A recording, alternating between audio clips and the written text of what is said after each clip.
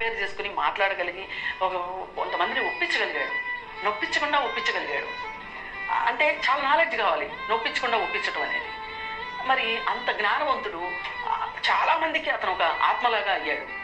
మీ దగ్గర ఒక శక్తి ఉంది, మీరే శక్తివంతులు, మీ శక్తిని మీరు ఎందుకు వృధా చేసుకుంటున్నారు అని ఒక రకంగా ఒక చిన్నపాటి అంబేద్కర్ లాగా అతను ఒక ప్రతిభ కలిగిన వ్యక్తిగా ఎదిగాడు. అలాంటి వ్యక్తి ఇవాళ ఇంత బాధ్యతారహితంగా చనిపోయాడా అంటే మాలాంటి వాళ్ళు కూడా నమ్మాలనిపించట్ల.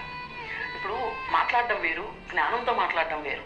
జ్ఞానంతో మాట్లాడాలి అంటే దానికి కాస్త శక్తి ఉండాలి, మాట్లాడటానికి వాక్శుద్ధి ఎట్లాగో కావాలి. అలాగే జ్ఞానంతో మాట్లాడాలి అంటే స్టడీ ఉండాలి. అది చేశాడు. అందుకని మాలాంటి వాళ్ళకి గౌరవం అనిపిస్తుంది. ఏ మతాన్ని నమ్మను నేను కూడా అతని మతంలోకి సంబంధించిన వాళ్ళకి జీవితం మీద ఒక ఆసక్తిని, బతకడానికి ఒక ధైర్యాన్ని, అలాగే భవిష్యత్తు పట్ల ఒక ఆశని కలిగిస్తున్నాడు.